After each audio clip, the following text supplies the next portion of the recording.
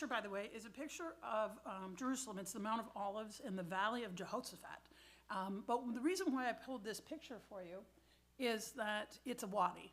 Wadis are a dry valley that if, you can see there's a storm coming in this picture, that's one of the reasons why I liked it, is if the storm is coming, then what happens is the wadi becomes not a dry valley, but a river, right? However, in a very dry climate, not like this one, what happens is that the rain is both a blessing and a curse. It's a curse if it washes everything out, but it's a blessing if it makes sure that everything turns green. And if you've ever lived in California or Israel or any of the other kinds of climates like that where it's a wet, dry instead of a four-season climate, you know that actually you spend months with it just completely dry. You can plan a wedding in July and not be rained out. It's going to be hot, but, but you're not going to get rain. But if you're in January, then you might get rain. So that's part of the background of this particular text, Isaiah 66. Why it's in the book and why I'm talking about it now, though, is you'll notice that it switches genders in it. So, rejoice with Jerusalem and be glad for her, all you who love her. Join in her jubilation, all you who mourned over her. That you may suck from her breast, there's a female image, consolation to the full, that you may draw from her bosom, glory to your delight. Okay, it could be talking about Jerusalem as the female, but it also, you'll see later that the God image also shows up as female. It'll also be male later, no worries. For thus said the Lord, I will extend to her prosperity like a stream, the wealth of nations like a wadi in flood, and you shall drink of it. So wadis, a flooded wadi is an image of wealth. Make sense? Prosperity. You need the water. It keeps going. And we have here a really feminine image. You shall be carried on shoulders and dandled upon knees, as a mother comforts her son, so I will comfort you. You shall find comfort in Jerusalem, you shall see, and your heart shall rejoice. Your limbs shall flourish like grass. Again, a water image. The power of the Lord shall be revealed on behalf of his servants, but he shall rage against his foes.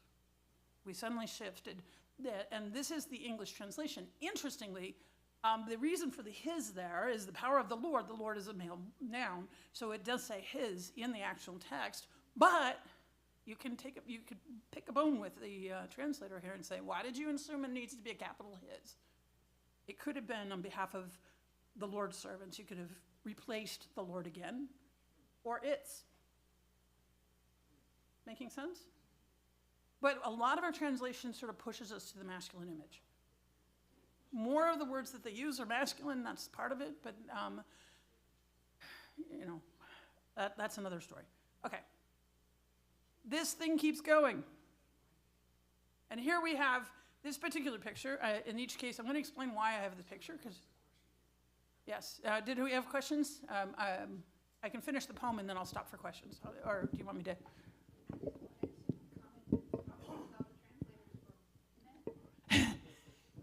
This particular translation, so a note on translation. Because it's a JPS book, it absolutely has to use the JPS translation. It's one of the rules. Like, there was a place where I wanted to translate something myself, and they're like, no, we have a Bible translation, you will use it.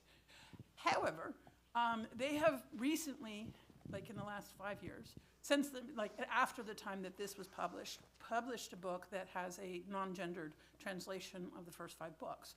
And my book was allowed to use it. I had an advanced copy, which was very cool. So whenever I could use a non-gendered translation, I did. They didn't do Isaiah. So that's why the Isaiah is their translation in the masculine. But you're absolutely right. And although JPS has done a pretty good job of making sure, as you hear by the fact that they have a non-gendered translation, of working through that and making sure that female scholars are part of it. One of the things that I did do in this book, by the way, is quote women anytime I could. And I'm so pleased because, you do that sort of thing, you're like, nobody's going to notice. I actually had somebody from, is it the Academy of Jewish Religion or Hebrew College, one of them, who teaches Jewish thought. And he's like, I use your book in partly because it quotes women. And I was like, Yay, I did what I wanted to do. Yes. Well, how might some of these things come up in a non-gendered translation? You must have an idea. You could. So what happens in a non-gendered translation, one of the ways, there's a couple different things, and we're going to get into this in deeper, because also the prayer book is another place where this shows up. You know, like, how do you talk about God without using gender? Because our assumption is that if God is a person, which is an open question, if God is a person, then God has a gender. Because we don't refer to persons as it. That's considered rude. In English. In Hebrew, the noun is what, you know, like, if I am a male noun, if I have for some reason, because there are male nouns that can be used for females, they would refer to me as he. And that's not, they're not making any comments on my outfit or my presentation, or like, don't think that they have decided to regender me. It has to do with the fact that they're using a noun that is male. More often than not, they'll put an ending on it to show that I'm female. You know, like, but there's also this move away from that as well. So one of the open questions is, should do it when women get ordained, when we write rabbi in Hebrew, should we say Rav, or should we say Rabbanit? And I like Rav better, which is the male. So my smicha, my certificate, has Rav on it. So you get to choose. It's cool. Okay. The picture actually happens to be Elijah getting taken up in a fiery chariot. We had chariots on this. The only fiery chariot going to heaven pictures you can get are Elijah. It's interesting, I find, to find out what kinds of pictures are available and what kinds of things you can and can't do with pictures. But see, the Lord is coming with fire. His chariots are like a whirlwind to vent his anger and fury, his rebuke in flaming fire. For with fire will the Lord contend, with his sword against all flesh, and many shall be the slain of the Lord. So we went from wadis and water and sucking at breasts to fire and retribution in a few lines. Some of the poetry, and by the way, the poetry in the Bible tends to be the oldest strata. You know, it's the oldest material. And what happens with this is you get these contrasting images. That making sense? Yeah. Good chance, in this particular case, what unifies these images is an older image that gets rewritten. Do you know what it is? Any guesses? What might be behind? What unifies the wadi, the sucking of breasts, and the flaming fire whirlwind? Smart Jew. Any other guesses? A thunderstorm. This could be an older paean to the storm god. Right? Water, nurturing, because the ground is like a mother. The fire, the whirlwind. It's a thunderstorm. Right? Kind of cool, huh? But one of the things that happens is, notice that on this, is that we have this tendency to lapse into what's known as gender essentialism. To say that men are necessarily warlike and that women are necessarily nurturing, for example, is to take an essentialist position, ascribing behavioral differences between men and women to genetic or inherent factors rather than cultural conditioning alone. Feminist thought tends to reject essentialism and view gender as largely a societal construct. Is that making sense? Yes. So, one of the names of God is the Shekhinah, which is a feminine image. Although I don't recall many references to Shekhinah in the Psalms or in the Torah. Right. The reason for that, it's a great question. The reason for that is the Shekhinah is actually a later image.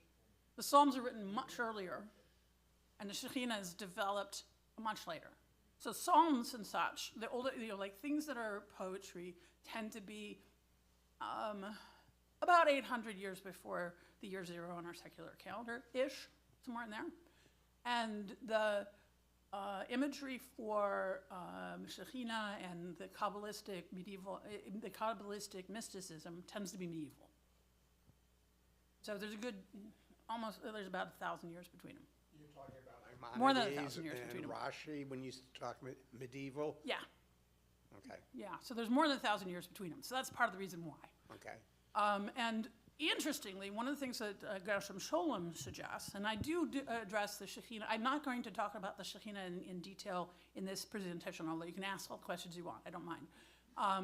There is a section in my book on it, but that gets complicated, and I thought it would be easier to keep it comprehensible as a presentation by skipping that section. However, I will say one quick thing about it. So the Shekhinah tends to be a response, according to Gershom Scholem, to Mary imagery in the medieval period. They see the Christians having this veneration of Mary and this motherhood idea, and they want it. And so that's where it comes from in terms of the longing and a lot of the imagery and such. It also is part of a larger Kabbalistic system, and it is the lowest level of God. And we shouldn't miss that point. The female's the bottom. There we are. And it needs all the men to save her. That's not such, like, it's not liberating us in our, so, like, if you're going to say, as a feminist idea of God, shouldn't we lean into the Shekhinah? It's like, no. Not so much as, if that makes sense. Other questions?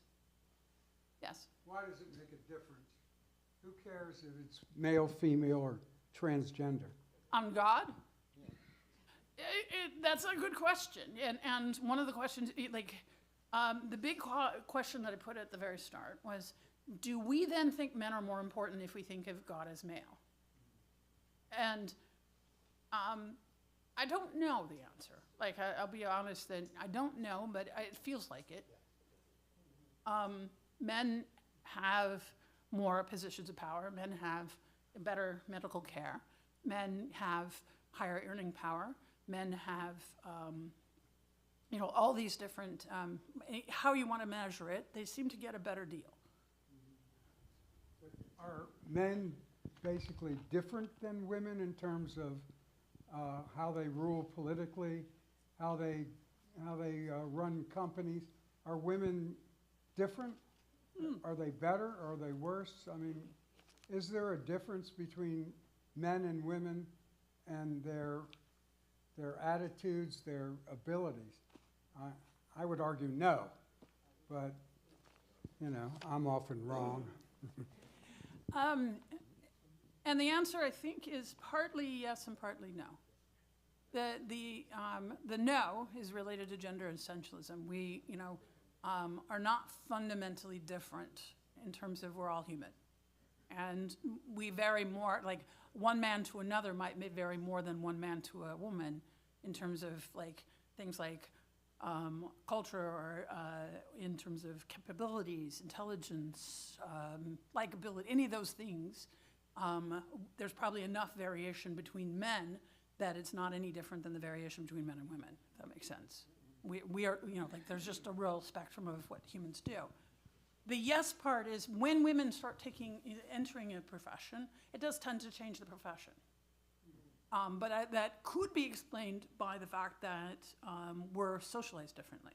So in the rabbinate, when women started getting ordained, it did change the rabbinate. And the rabbinate is a bit more family friendly than it used to be as a result.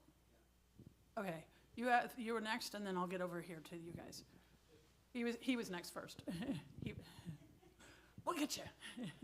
I guess as an extension of that, is it just a matter of perspective? I was thinking of a essay that was in the New York Times yesterday, talking about how the government just released stuff about UFOs and and different information, and the essayist or the one who wrote the opinion piece said, why is it that we view our concept of what an alien would look like as with two legs and eyes and ears that look like us, when you look at the diversity in nature that we see, it doesn't, much of it, a jellyfish doesn't look anything like us, and yet, we share a ton of the DNA. Is it possible that... I'm really a jellyfish, just so you know. Is it possible that the concept of viewing God as a gender is simply a reflection of your own individual vantage point, the same way that we're much more comfortable thinking about Shakespeare being an amazing poet and writer, as opposed to somebody from West Africa who wrote poetry at the same time? Yes, you're absolutely right to bring that up. We have, and this is something that showed up in like science fiction. One of the like if you watch the oldest episodes of Star Trek, all of the aliens are humanoid. Every single, they might have a big old bulbous head, but and be green, but they're humanoid. And so there was a movement actually within science fiction to move away from humanoid aliens to recognize that probably actually aliens would look very different. And I remember like having an astronomy professor talk about, wondering if there are aliens out there, and also are they something that we could actually relate to, or are they things like thinking rocks? And I always thought that was an interesting image of a thinking rock. We would have a hard time communicating or understanding or establishing context if it was a thinking rock. And so that's one of the things that I always try to keep in mind. We also have to be really careful about the colonialist critique. Sometimes can get people to be like, oh, but it has a very central point that should be accepted and acknowledged. A lot of Western philosophy, not surprisingly, is Western philosophy centric in the sense of we think that whatever Europe and America did is, of course, the right way to do it, and everybody else's failed attempts at being an American or being a European. And no, they're not. So remembering that not to center ourselves in every narrative is a challenge for us. Yeah, on the other side of that, when we look at the Bible, it does center us in the sense of, we are special in creation. So in that sense, we're not wrong for thinking in those terms when we're thinking religiously. Is that making sense? Yeah. Okay, so we had a couple questions over here. I wanted to point out, currently in Howard County, our upcoming county executive election, there are among 4 candidates, 3 of them are women. Good. They all are, I would say, qualified.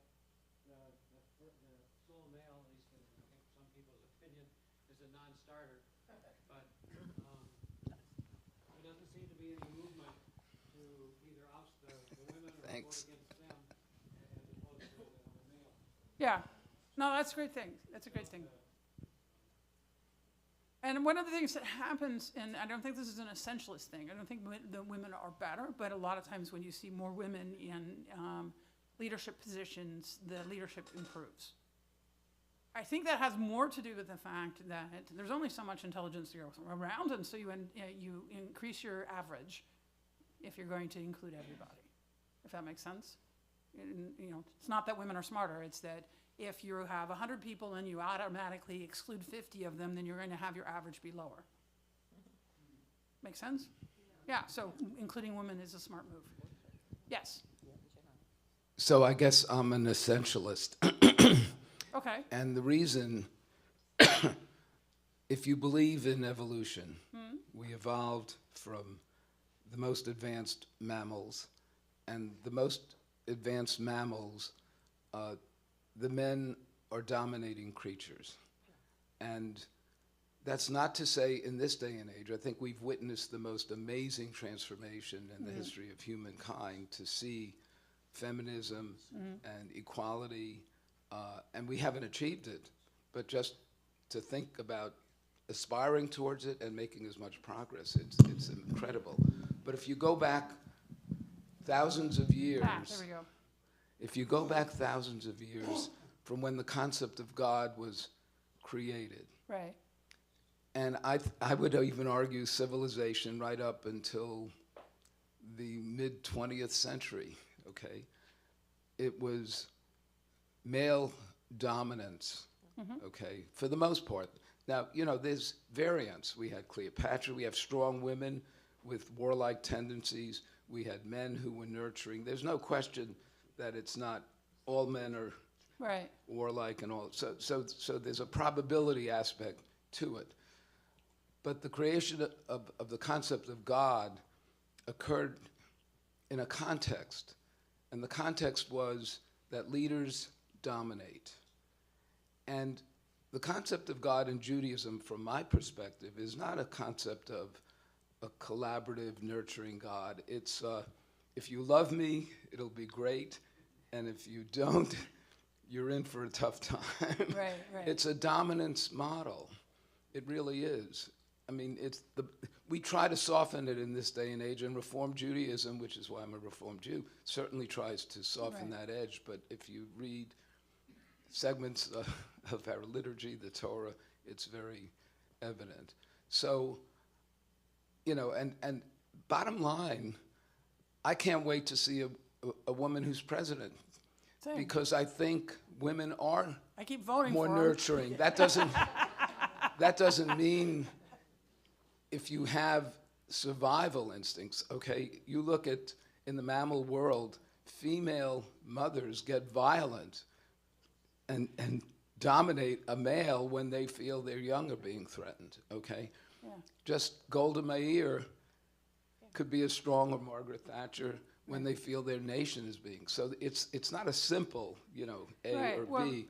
But I think this idea that it's all cultural, I think denies evolution, denies history.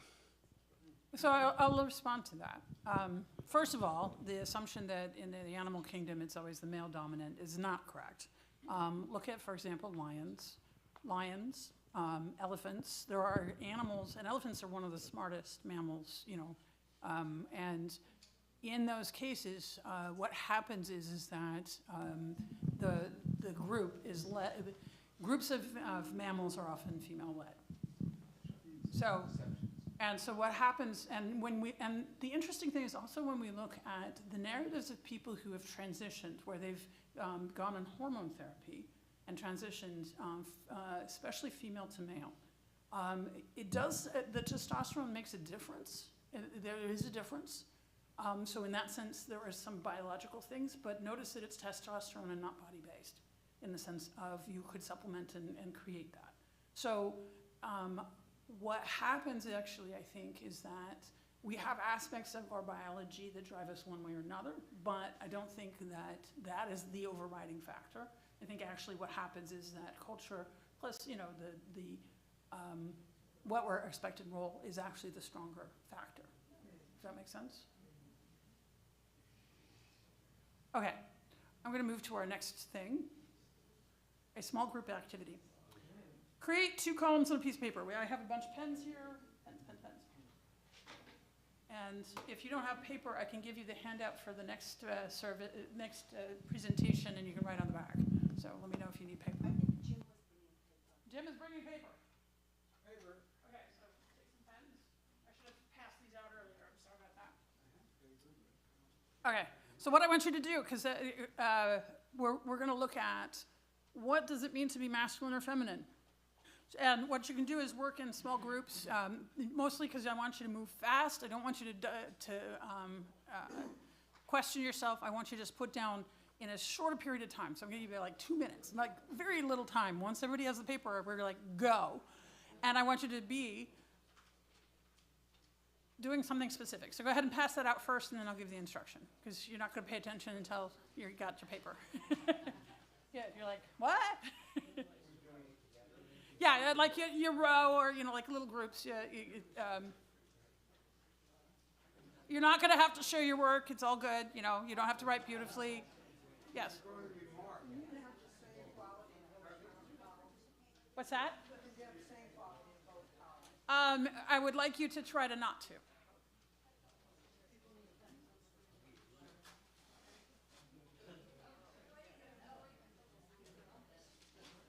Okay, what I want you to do, I will know you're ready when you are quiet.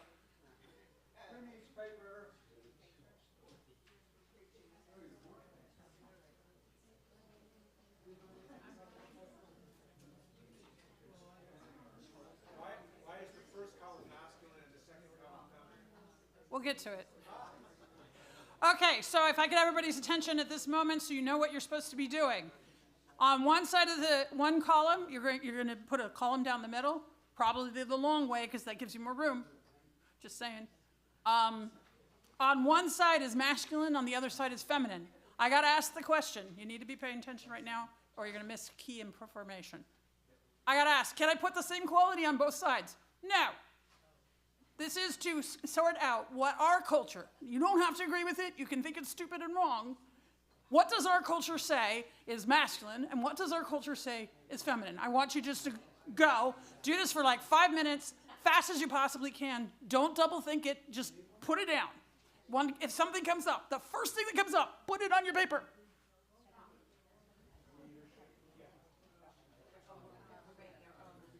Or you can work in small groups.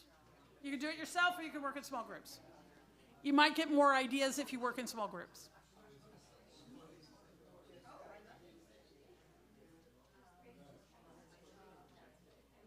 Things that are masculine, and then one column, things that are feminine. According to our culture, you don't have to agree with it. You can think it's stupid. Qualities, traits, items. If I'm going to sell something to women, what am I doing?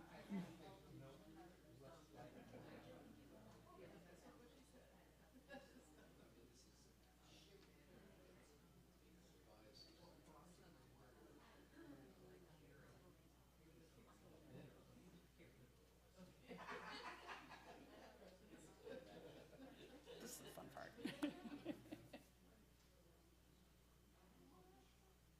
Okay, keep going. You got 2 more minutes.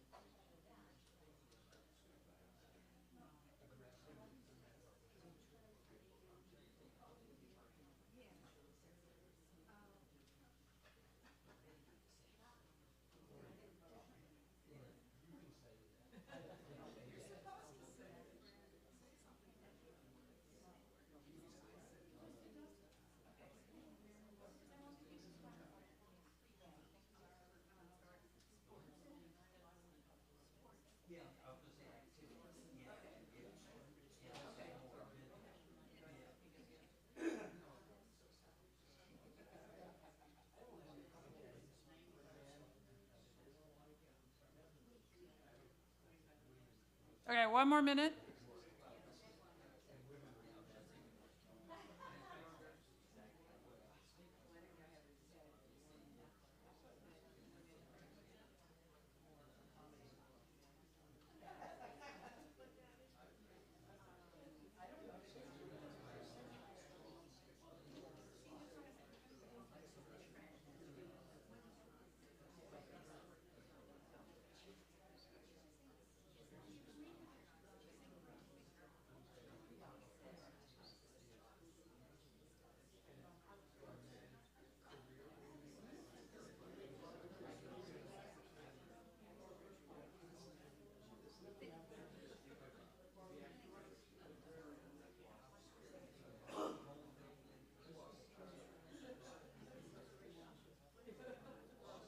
Okay, time.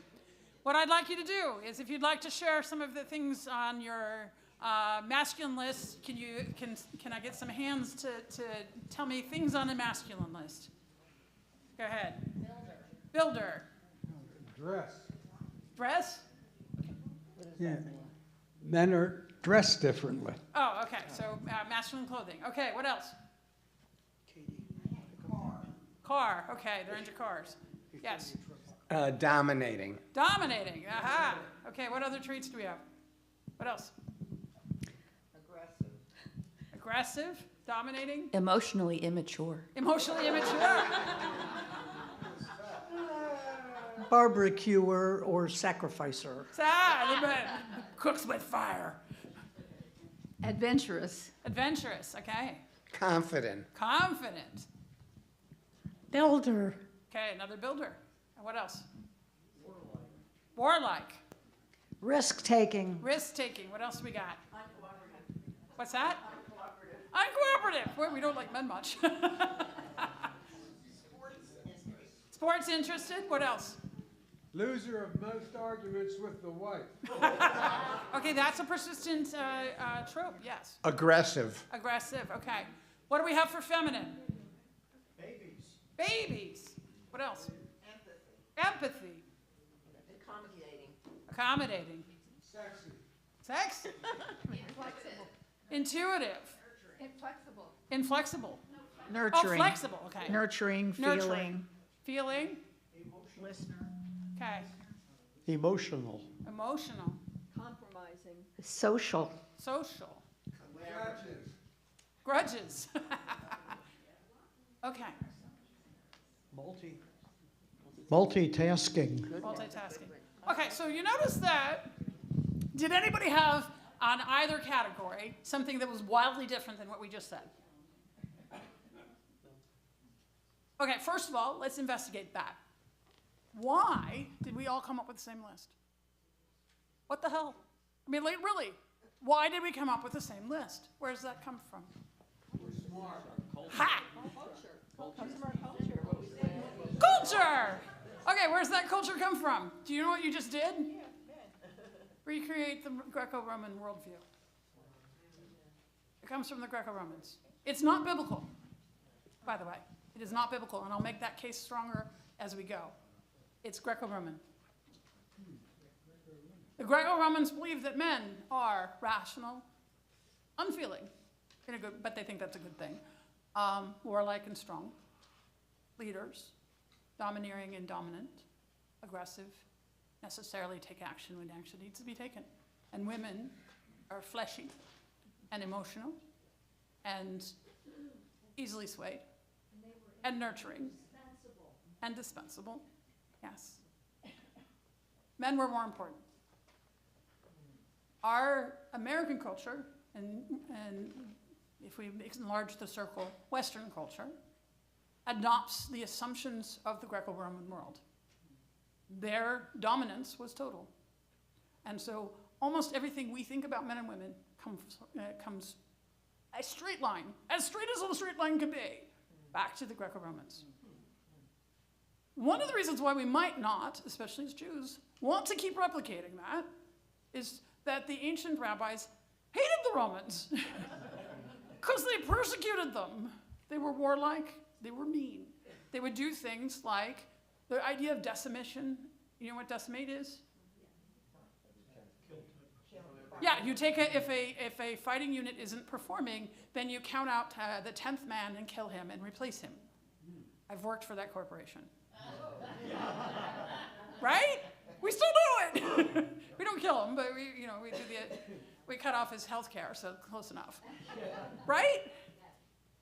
2, they would have Vestal virgins. If the Vestal virgin attending the temple was even believed, didn't need to be proved in any way, shape, or form to have had sexual relations with someone, she was put into a sealed box with a loaf of bread and a candle and left to die.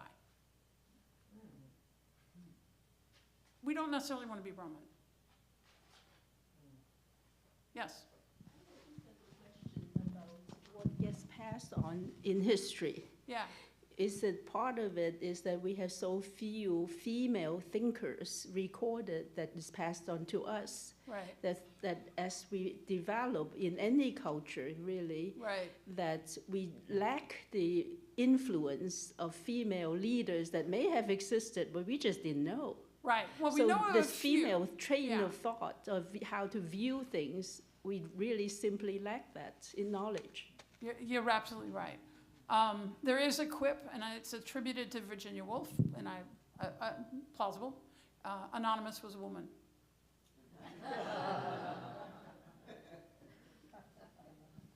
Yes. So, what about Chinese, Indian, Korean, Japanese culture? Weren't they male-dominated as well? I don't know. My sense of Indian culture is no, but I don't know the others well enough. It's my impression they were also male-centered. I'm not qualified to answer. I have no idea. All I can do is talk about Western culture and Jewish in particular. Like what I said, it's just a lack of recorded Right. female authors of any kind. Right. So then they're thinking, the female trend of thinking and viewing the world seem not to be passed on. I'll put this to you. One of the things is our administration wants to suppress certain kinds of history. That's a stated goal, that's not a political comment. They're trying to suppress certain kinds of history, things like critical race theory, right? They're opposed to that. If you're opposed to a specific worldview and you have power, it's fairly good, easy to sort of shut it down and eliminate it, if that makes sense. Another example of that is after the Muslim conquest, there's not a lot of statues with faces in the places that the conquest took place because there was a move against having figures with faces and representation. And so you see a lot of them with and right now at this very moment, there is a giant statue on the High Line of, I think it's a Buddhist monk, or it's a statue representing one that had lost its face. So one of the answers to that question is that, like why do we not have the record of it is, if you want to eliminate the record, it's pretty easy to do. Once it's lost, it's lost. Okay. Is there any knowledge or information that anyone besides a man wrote the Torah, wrote Kabbalah, made all the stories up in the Bible? I don't know of any, but of course I'm not a rabbi. Well, we do, okay, so, and I will address this more specifically as we move forward, but in the biblical narrative looks different than we think it does in that regard. For example, one of the best generals in Israelite history is who? Deborah. Yes. Who kills Sisera? Yeah, El. Exactly. So what happens is actually we do have males and females in leadership roles in the biblical narrative. Absolutely do. Absolutely do. But if you read it with patriarchal lens, you think that the men are the important part. Another good example of that, and then I'm going to move on to the Avinu Malkeinu, is what is the traditional reading for Rosh Hashanah morning, first day?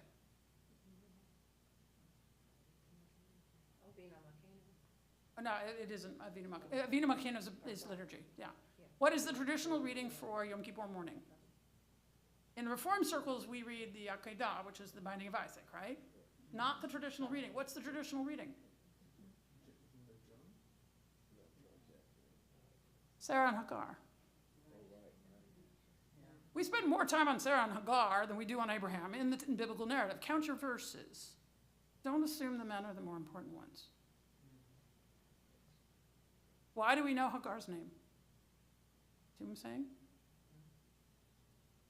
Well, so Sarah and Abraham didn't have any children. Right. So Sarah told Abraham to have a concubine because Abraham wanted children, and God promised that his descendants would be as numerous as the stars. Correct. And then we spent about 2 chapters talking about the power struggle between those 2 women. Exactly right. Exactly right. Okay, so Avinu Malkeinu. This picture is a father with a child. This is a really great father-child image. I think most of us learned how to ride a bike with our parents, right? And a father is not an uncommon choice in this regard. This is one of the fatherly things that they're more likely to be nurturing and involved in. That's why I like the picture, is that I thought it would be widely resonant. They also had pictures like father and child, say, fishing. And not all of you have gone fishing, but pretty much all of us, it's a fairly universal thing to have been taught how to ride a bike by a parent, often the father, right? Did I choose right? Yeah. Okay, just checking. Because I can change it, because if I do this again, I probably will do this again, I'll change the image if I don't have something that's broadly resonant. From the liturgy, Avinu Malkeinu, Avinu Malkeinu, right? Or Avinu Malkeinu, Chanenu, Vanenu. Yeah, one of those 2. The first one was the folk one, the second one was Janowski, which at Temple Micah gets known as the Barbra Streisand version. Okay, so it's a long poem, For the record, we don't sing all the verses in Reform settings. We actually break it up. If you actually go through the prayer book and put all the verses together, you eventually get pretty much all of them, but I think we still leave a few out. But we don't usually sing all of them. This is a selection of them, and we'll have one more slide with a selection of them. This one is leaning hard on the Avinu part. Avinu is Father, our Father, our King. Remember that we are dust. Our Father, our King, please do not turn us away from you empty-handed. Our Father, our King, may this moment be a moment of compassion and a time of favor before you. Our Father, our King, have pity on us, our children and our infants. Our Father, our King, act for the sake of those who were killed for your holy name. Okay, whoops, I went too far. The second part of the poem, we got, actually, I sent you an earlier version, I meant to. It's fine. We're back. Yes. It's probably not completely in. Okay. Oops. I actually had, oops.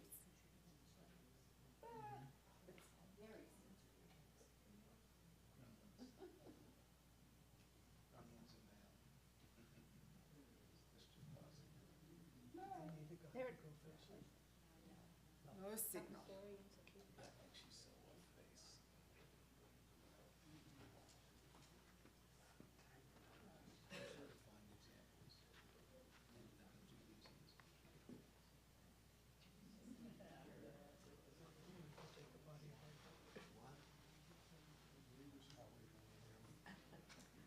Part of the problem of having it here, that you're tripping over it.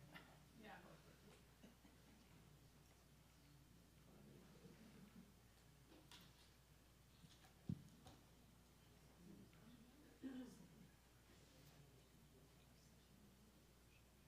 For the second, we'll move this up here so you're not tripping over it.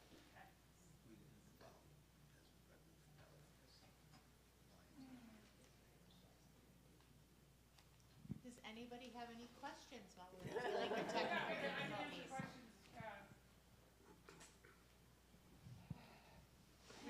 I have like it's a comment that's kind of burning and maybe not appropriate to say, but you know, they're talking a lot about how men are really disadvantaged by the way women have, you know, grown in society, and particularly Scott Galloway talks about that. And my take on that, and I'd love to write to Scott about it, is that, you know, women have been held back for so long, and men have been, you know, as we've talked. And it seems to me that what's happened is that as women has become unleashed, men are finding that they can't compete, that this dominance of men in society has been a result of women being held back. And that's really what happened. And that's why and what men need to do is just step up and begin to compete. And the other thing that I was reading just recently was about men falling out of the workplace, that men are no longer entering the workplace for a variety of reasons. And one of the reasons they gave was that most of the jobs available right now are jobs that were typically for women. Why don't men step into teaching roles, step into caregiving roles, become nurses, become teachers? There's a role for them there. And I just kind of wonder about that. So let me respond to that. Back to my thing of if you have 100 people and you artificially limit it to 50, then the number one, your number two is actually technically number 3. And your number 3 is technically I'd like to figure that out. You see what I'm saying? So if you're like number 20 of the men, you're actually fairly mediocre, but you think you're in the top tier. In that context. I need to stop touching that. Can you respond to the concept, I know in early Christianity there was a big emphasis on the sacred feminine. You know, is this really just sort of a return back to a more kind of traditional way of thinking about, you know, Judeo-Christian precepts? Possibly. I'm going to hold that question because you'll see what my answer is, but let me develop my argument. Yes. I have a general question. It seems to me that women's role, especially in Judaism, but throughout, has been much more important than men. The women control the house. The women were there. The men had to go out and make a living, and it was very difficult to make a living in the Pale, in Russia, in Poland. I mean, they had many, many challenges. But the women were the deciders in the household. They had the children. They nurtured the children. And so to say that the women aren't important just because they couldn't become rabbis, I say is wrong, or at least questionable. Well, I'm going to question a couple of things you're saying. One of the things that was a common scenario was actually mom was the one running the store, and dad was spending his day at studying. So actually, Jewish women have often been very much responsible for commerce, and we have a lot of examples, especially from the medieval period, of correspondence from Jewish women doing essentially what amounts to international trade. So that's a common and well-established trope within, experience within Jewish community. It's not replicated in all other communities in Europe and America, but we have a long history of the women doing real things outside the home and not just being in charge of the children. The idea that the women are in charge of the children, nurturing the children, and that's their primary strength and thing comes out of the Victorian age. And in that case, it tends to be a bit sentimental. That's also when we see Mother's Day and all of the cards with the little flowers around them. And I'd rather be a rabbi, thanks. Okay, our Father our King. Here's the leaning into the king part. Our Father our King, act for the sake of those who were killed for your holy name. Our Father our King, act for the sake of those who were slaughtered for proclaiming your unity. Our Father our King, act for the sake of those who went through fire and water to sanctify your name. Our Father our King, avenge before our eyes the spilt blood of your servants. Our Father our King, act for your sake, if not for ours. So what you see here is actually two sides. You know, the poem itself, it's a poem, but it's used in liturgy. Both images are very active throughout the poem. This is pretty typical if you read all of the verses. Yeah, about half of them are nurturing, about half of them are avenge our enemies. Okay, so discussion question, and so I'm opening it to you. Does the Avinu Malkeinu prayer reinforce gender stereotypes, or does it rethink them? Because we have a nurturing father here, but we also have the avenging king. What do you think? Go ahead. Avinu Malkeinu says king. It's all men, yes. It's a very masculine poem. It's all men. What do you think? Does this allow us to rethink what it means to be a man? No? Okay. Just because it says king, the terminology though is very both, right? Nurturing, our Father our King, but nurturing, our Father our King, avenger. Right. It's like both sides of a different prism. Correct. So does it work? Like, our culture would want us to say our mother, our king. You know, like it would want to split it that way, right? And not put them both as father. Put them both as male, if that makes sense. So it's in that sense, it's interesting. I just wanted to kind of complicate things there for a moment. I am going to move on unless there's another comment. Go ahead. Oh, there's a couple more. Cool. I don't think it's a black or white either or situation, but I'm perceiving the presentation as that way. One of the reasons I love Judaism is that it was so much more progressive millennia ago. So compared to others, cultures, and religions, other parts of the world, other religions, the role of women in Judaism was so much more important. That is absolutely true. But it was still strictly a patriarchal society. And the revolution that we've had, which is all positive in my view in the recent years, doesn't change that. And so I don't think we can have it both ways.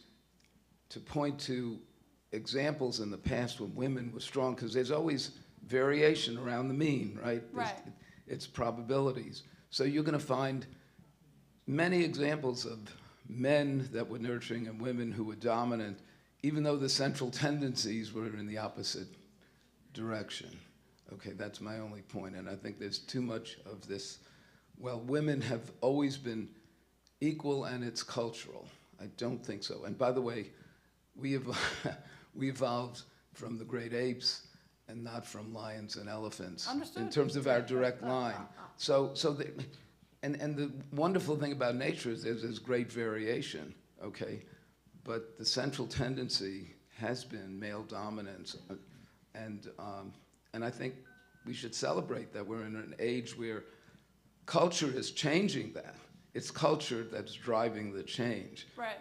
But it hasn't been culture throughout history. I think it's as much It hasn't evolution. been our culture throughout history. That's right. That is absolutely true. That's my point. Thank you. Right. I mean, as I grew up, I can remember that I never heard the word hybrid. It's now become a pretty common word, mostly because of hybrid cars. But it brings into my mind this very essence of the presentation, that there are two sides, not necessarily within the same person, but I think that's an evolution that is meaningful to me. Okay, good. Any other, we have another one over here.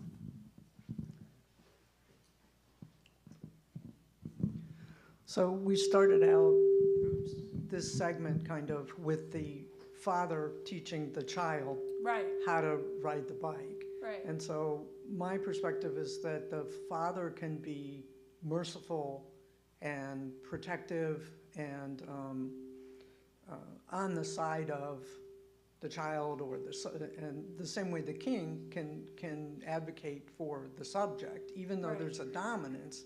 It doesn't mean that there can't be a fierceness, and it's not an either or. So Absolutely. And one of the things part of my job here is to push you to think about things and to reconsider positions. So I'm being deliberately frontal in the sense of, I'm arguing with you on purpose. So this, to be clear, I think these are all actually really good points, but part of what I'm trying to do is help you understand, if you're like, this is my position, what's the other side of that? What's the answer to that? And so any position you bring up, I'm going to give you the other side, just so you know. That's part of the MO. So don't think I hate you. So I wanted to respond also to what Hal said. And none of it, you're the biggest expert in the room probably, and that about men being dominant. People talk about the alpha male and how it comes from Franz de Waal's observation of chimpanzees, which we do evolve from. And it's much more complicated than people make it sound like in the newspaper, about that alpha male is just someone who dominates. And I've only read enough to be dangerous, but I believe that the alpha male, the males who have power, get their power by collaborating, by working with others, by making up with their enemies. And so this is way more complicated than we may first notice. And part of the reason why, just to, on a personal note, part of the reason why I got into this is I've been a bossy boss all my life. Like I was the kid who was organizing how people play on the playground. It was just part of who I am. I have that sort of dominant personality. I happen to be female. And so that was what got me to start thinking, and answer your question of is this biology, or is this nurturance, is this culture? I don't know, but in my own case, I've often felt at odds with what the expectations are for my gender. And I don't know what to do with that, in the sense of, I'm not sure why that is, but I'm not the only one out there, if that makes sense. There are other women for whom this is very true. And so I think actually, that's why I'm coming from, if you want to know what I think personally, I think actually that my initial comment of that one woman standing next to another are going to vary more, can vary more than one woman standing next to a man can vary. Like that we have a lot of variance across humans, and that it doesn't cluster according to gender, if that makes sense. Were you a first child? Yes. Thank you. Yes, I was. I am the firstborn and I am in charge. Just ask me. Just ask. That is how it should be done.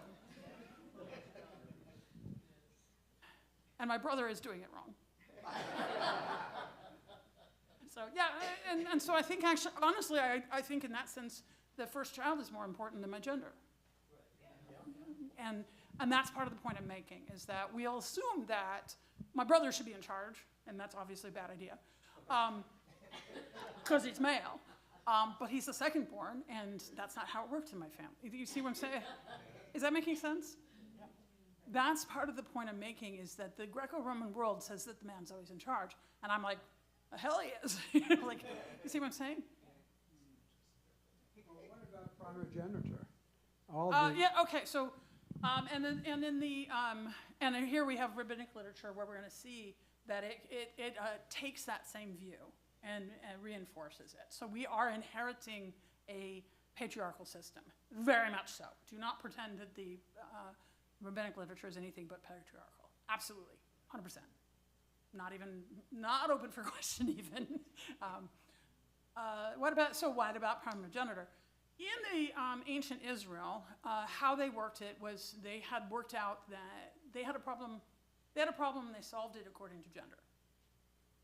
And this was the problem. The problem is that they have microclimates, and it's a hard hand-to-mouth existence, subsistence farming with microclimates.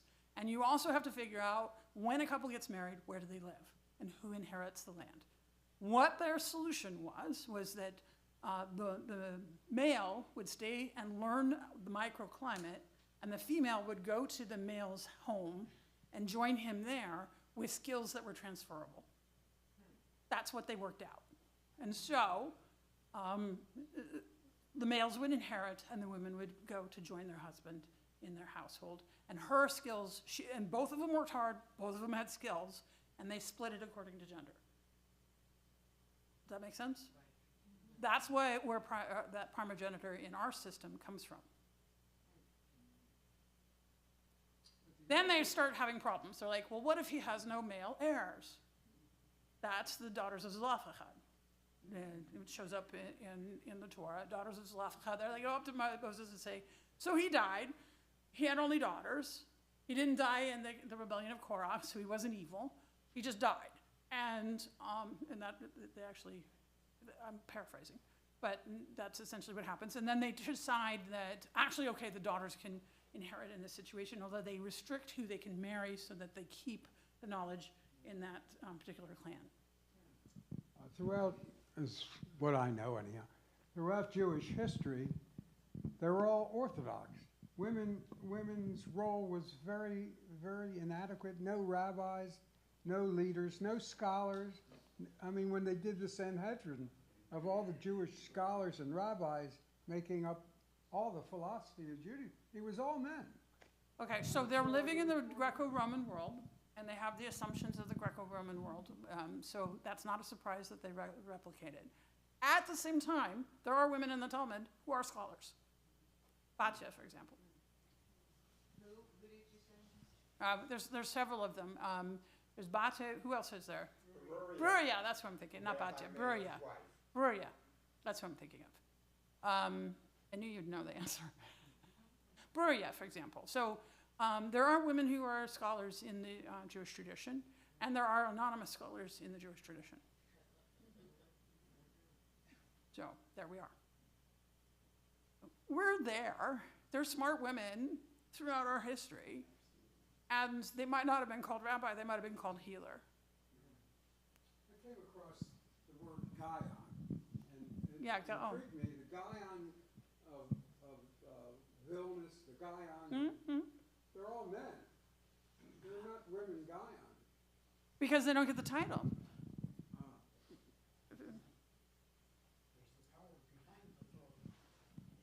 Yeah, so if you have the assumption that the only people who can fulfill these roles are men, then of course you're only going to have men fulfill these roles.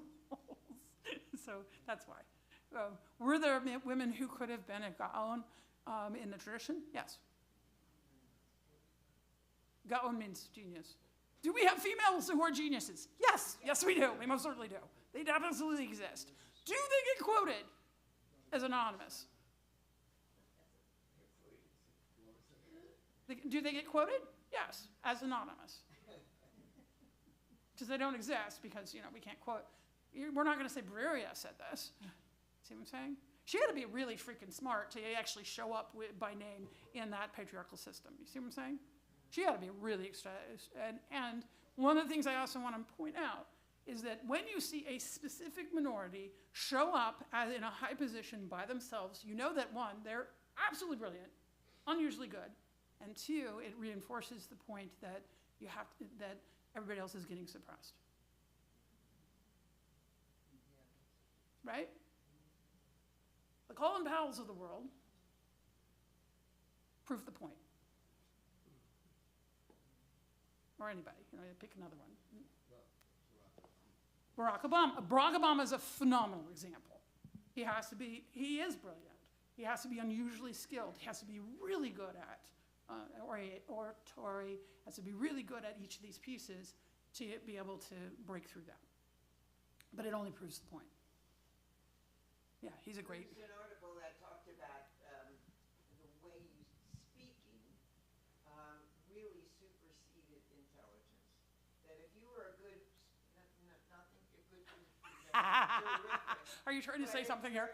You're excellent with words and you right. rile people up. That didn't mean you were brilliant. Right. If you were taking a test for brilliance, which right. I don't know how they exist anyway. But I thought that was interesting. We do sometimes mistake confidence for brilliance. That's absolutely true. Absolutely true. Okay, the rabbinic literature. We have fire here. They are taking the fire from the image from that first poem that we saw, and I'm going to move a little faster because we are on slide 12 of 28, and it is 11:12. You guys are great. This is a case of, and I'm not going to go into this deeply. I'm just going to read it so you can hear the patriarchy in it. Okay. The Parsi priest said. Parsi is Farsi, which is Zoroastrian, so from Iran. That's a very old culture. You people assert that fire is not God, but then why is it written in your Torah, fire burning eternally?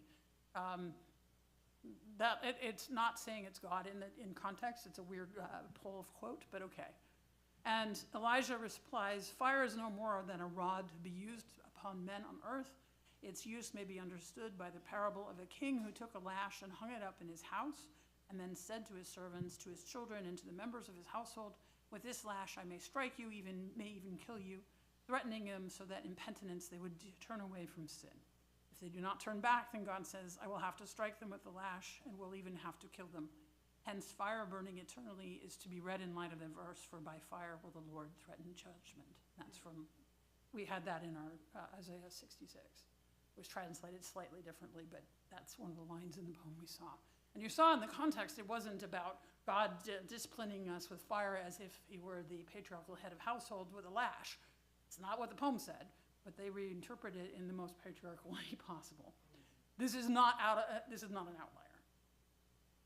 Are there other ones that are not as bad? Yes. Is this reasonably representative? Also yes. So we are inheriting a very patriarchal system. Make sense? Any questions? Okay, so note how that a somewhat gender fluid text, because it was gender fluid, was used in support of a patriarchal reading. The shift illustrates how the Greco-Roman world in which the ancient rabbis lived tended to be all the more explicitly patriarchal in its assumptions. They are Greco-Roman. In the culture of the time, such ideas regarding gender relations were simply taken for granted. This is what we're inheriting. Okay, now we're doing the feminist critique. Judith Plasko on liturgy. A feminist critique of Jewish God language begins with the unyielding maleness of the dominant Jewish picture of God. She's writing in 91. If the Jewish understanding of God is in many ways a complex and contradictory weave of biblical and philosophical categories, the maleness of God is a consistent theme in all elements of the fabric. God's maleness is so deeply and firmly established as a part of the Jewish conception of God that is almost difficult to document, is simply part of the lenses through which God is seen. Yes? So when Moses was arguably even greater than Abraham in Right. his role, and Moses wanted to see the face of God, Right. and God told him, you can't do that because Correct. you will be destroyed. But God said there's, I think, I have 70 different faces, 70 different attributes. Right. The And so- attributes that God recites in that moment, we do as part of the High Holiday service. Yeah, and so those 70 different faces of God include masculine and feminine and non-gender based aspects of God. Correct. So there at least is some less patriarchal views of what God was and is. Yes, I think Dating our tradition back does have it. a You're millennia absolutely right. ago. Especially if you go to the Bible. I think you're exactly right. And in fact, the 7 attributes that are listed at that moment that we recite in the service are all about being patient and merciful and nurturing and lovely. You know, like God patient and kind. Yes. Chesed is related to, yeah. Yeah. They're very loving words that are said at that moment. And then we also clip the verse halfway through and take the vengeful part out. So it's not all,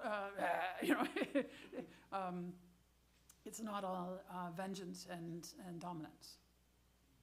Yes? Just curious, since you are so knowledgeable, out of the 72 that Cal mentioned, how many are definitely Oh, I don't know. feminine? I'd have to sit and think about it. Let me answer after lunch, because I don't have an answer to that offhand. I'd have to really think about what the imagery looks like. Yeah, the percentage is important. Okay, so I want to talk to you about liturgy and changing liturgy, because what happens is Judith Plaskill drops that truth bomb, so to speak, and the reform movement takes notice, but not immediately.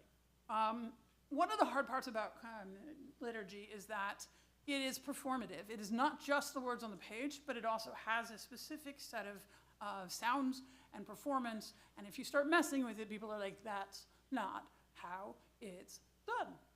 Right? And they're right. I'm not making fun of them. They're exactly right. I'll give you a good story. When I was a baby rabbi, I was told the only way you do the mourner's Kaddish is if you have buried the person. And until you've buried the person, no Kaddish. That's how it works. Those are the rules. And I'm like, got it. Wrote down the rules, got it. Okay, gonna go do a funeral. It's a military funeral, and he's gonna be put in a mausoleum. They don't put the person in the mausoleum at the time of the service because nobody wants to open that up while people are around, okay? So they're gonna have the service, and it's on a very specific time frame, and then we're supposed to leave, and then an hour later, they're gonna come in and they're gonna put him in his final resting place. So I'm thinking, no final resting place, no Kaddish, right? I was taught, I understand, that's what's supposed to happen, right? You know the Kaddish, Gadavi, Kadash, you know, it has a very distinctive sound. Everybody knows if we've said it or not. Right? Okay, I explain all this at the start of the service. We do the service. Service ends, nobody leaves. Why? You're right. What do you think I did in that moment? Said the Kaddish. I had good sense. Because the people came and they're like, I haven't finished the process of burying my friend or my loved one until I've said the Kaddish. And I don't care about the rules of the military with regard to mausoleums. Care about it not. And I'm going to sit here until you say Kaddish. The only way I'm leaving this space right here is until you've said Kaddish. So that and the military people were like, they have to go.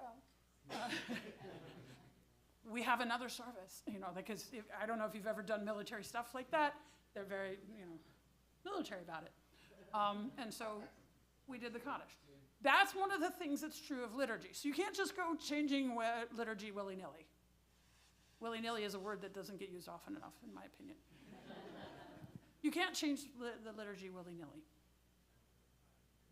Okay, So Rachel Adler, for example, says that actually liturgy is like a pudding stone. This is a pudding stone. It's jasper, by the way. Jewish liturgy is not like sedimentary rock, in which discrete strata are neatly laid down in historical order. It's more like a conglomerate or pudding stone, in which chunks and globules of various earlier rocks are suspended like nuts and raisins in a cake. Isn't that cool? Yeah, no, pudding stone is a common stone. There's a lot of different versions of it. This one happens to be jasper. Jasper's pretty, that's why I picked that one. The dilemma for feminist Jews is that virtually all the chunks in the conglomerate were created exclusively for and by men. So how do we address that? The Reform movement's response. So I said this was like in 91. But what happened was in 1975, these kinds of critiques had already started in 75. They'd heard of these critiques in 75. The Central Conference of American Rabbis, CCAR, the rabbinical arm of Reform Judaism, released a prayer book offering 10 different Shabbat evening services, each with a different God concept. Does anybody remember Big Blue? This is Big Blue. I love Big Blue. It's about this thick, heavy thing. 10 different services. At a time when the Movement Seminary, Hebrew Union College, Jewish Institute of Religion, had made the epochal decision to ordain women, the prayer book was an attempt to keep many different factions within the Reformed tent. However, it only used male language. That's all. What year was that again? 75. They had just ordained Tally in 72, but they were like, it's a fad. We're not going to change the language. They did, and that's a quote, by the way. I talked to somebody who was somebody who knew. It was, I was talking to you, who was that? Richard Saracen, who knew Jacob Patakowski, who was sort of running that, and that was the words that Patakowski used was, it's a fad. So eventually the fact that the gates of prayer had consistently referred to God as he became increasingly problematic. In 1996, a gender-neutral version was released. It still made use of some of the masculine language related to God, but this slim grave-bound volume was widely adopted in place of its much heavier blue-bound predecessor. Who here knows Gates of Gray? That's what its nickname is. We have Gates of Blue and Gates of Gray. This is Gates of Gray. Yes? So there is an old Jewish prayer book that I think may have been conservative based, which in the Amida, the initial version only referred to God of Abraham, Isaac, and Jacob, but they have an alternate version that the gods of Abraham and Sarah and Isaac and Rebecca and Leah and so on. That's Sim Shalom. Yeah, where the alternate version included the feminine foremothers. Yes. And I think that dates back That's earlier. decades. Yeah, they did it before we did. What happens with Big Blue is if you find extant copies of Big Blue, nearly always pasted into the front cover, blink, is the Avot, the Imahot, the Amidah with the women in it. Nearly every one of them did that. Very early on. Very early on, like almost immediately. So the 96 was a very late response to, oh, well, fine. And it's a very badly formatted book, by the way. It's not a beautiful book. Like, it's clear they're just like, fine. If you flip to the back of the book, nearly all the extant copies have the Mishaberach. That's the other transformation that's Debbie Friedman's doing. She invents that. And so basically you'd flip it to the other side.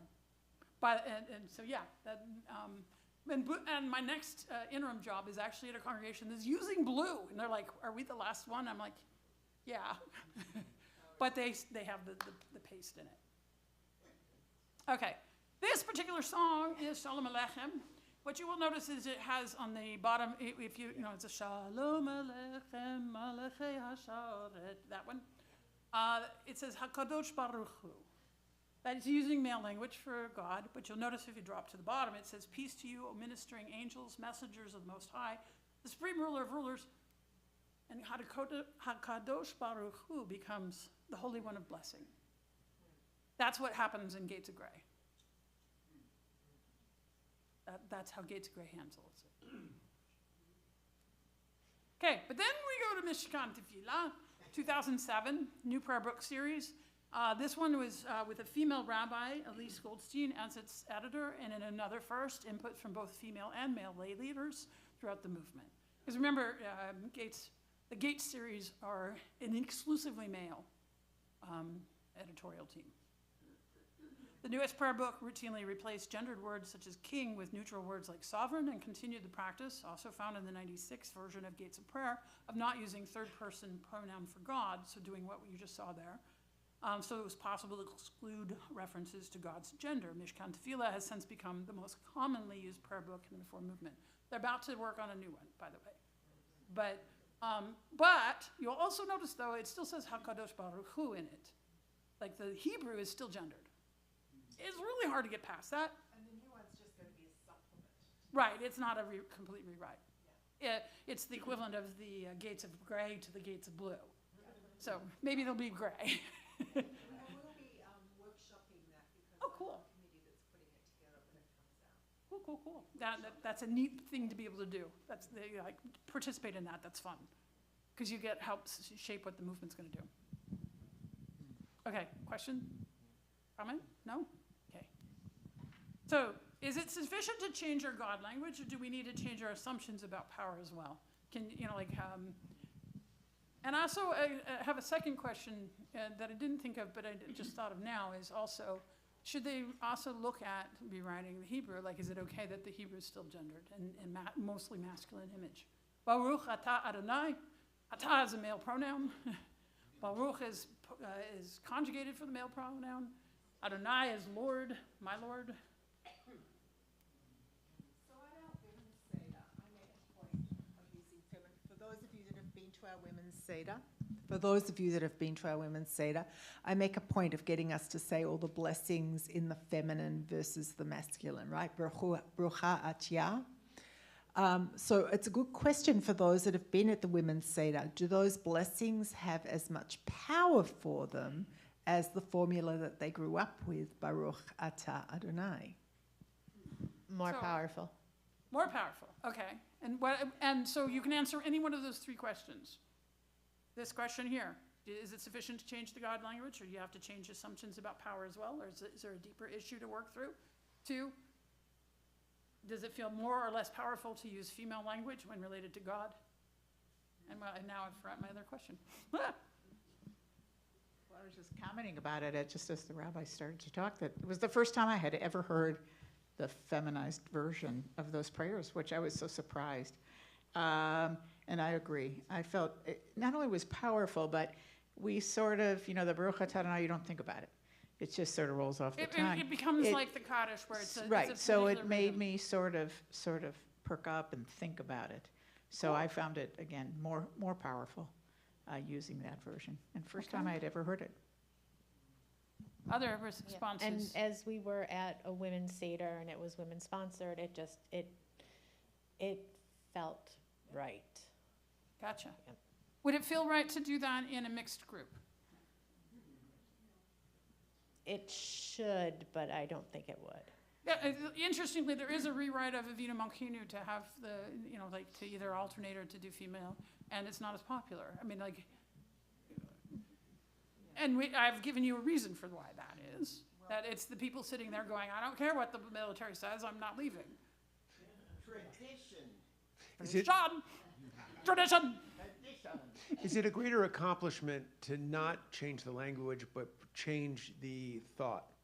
In other words, leave the language, but make the intention saying, look, I'm going to think about it. Slide. That is a possibility. That's one of the possibilities. We're talking about either or, but there's also offering options. And what I love about our current prayer book is the left side of the page, where there are versions that approach the same idea in a different way. So I would really love it and they didn't ask me. But if they asked me, what I would really love is if the new Mishkan Tefillah did have feminine prayers in it, or neutral prayers. And I'll show you an example of a neutral. It's coming up, where it's been rewritten to not be masculine language, and it's not feminine language either. You want to see it? It's the next slide. Nope, it's not the next slide. We'll get to it. Judith Plaska responds, she thinks that you have to change your ideas about power as well, and is actually advocating for a non-authoritarian kind of God concept. So you were explaining that you think it should be authoritarian, and Judith Plaska was like, no. I'm not sure if Judith's right, so I'm just letting you know that you don't have to agree with her. I'm not sure she's right. Insofar as male images of God are part of a larger pattern of hierarchical dualism, female language introduces a contradiction into the pattern that begins to reveal and disrupt it, but does not in itself dislodge the larger system of dualisms. Monotheism is not the worship, not the worship of a single image of God or a supernatural being projected into the heavens, but the capacity to see the one in and through the changing forms of the many. That's pretty cool. But do we need a commanding God? Do you lose something in that process? You know, like, I like this, but at the same time, here's where I'm like, I don't know. I don't need it. Yeah, like, who commands you if he's not the commanding God? See? But this is also so cool. So, okay. Well, so I think arguably what your talk is leading towards is that Jewish prayer books ought to have both masculine and feminine terminology in the description of God. Yeah. Because, you know, my reaction when I found out what your talk was going to be, that God is above gender. I agree. That gender Agreed. really does not apply to God. Agreed. And so the Hebrew language does not have an ungendered language. Right. But so everything, the nouns either have to be masculine or feminine. But given that, you know, it would be easier to change the prayer book than to rewrite the Hebrew language. Agreed. Although there is a project to address that in the Hebrew language, interestingly enough. Yeah, that actually is a project, yes. So I think the debate about male, female, pardon my voice, is too narrow a debate. I think the debate in the next prayer book, Rabbi has heard me say this, should be on this concept which supposedly Reform Judaism embraces, that God is not anthropomorphic. And if you read the prayer book, if we change the male to female, we are still... Agreed. Totally agreed. And absolutely the agreed. irony of the current prayer book, which, and I made a little study of this because Rabbi opened it up to all of us to comment, and I took advantage of that. The vast majority of prayers in the prayer book are what I'd call God-centric in an anthropomorphic sense, not a physical anthropomorphic sense, but a mental or emotional anthropomorphic sense. And what I learned from my daughter, who is a rabbi, by the way, is a totally different view of the concept of God, okay? Nice. Ranging from possibly Spinoza, which some would call blasphemy, but Naturing, yes. yeah, all the Naturing, way doing its to nature it's a stuff. force. But basically embracing the idea it is not anthropomorphic, not only in the physical form, but even in the gender. So I think what's needed is a leap not to let's introduce female, and we still have this male and this anthropomorphic idea, but open it up to different concepts, that it's a force for good, a spark for good in the universe. And I'm afraid that's not going to happen.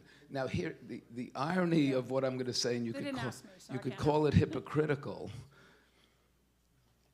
If we don't say Baruch Hashem Adonai, or Baruch Atah Hashem, it would be anti-traditional. And the thing that binds so many people to Judaism is tradition. So that's the irony. So if we throw that out, the bonds may loosen unnecessarily.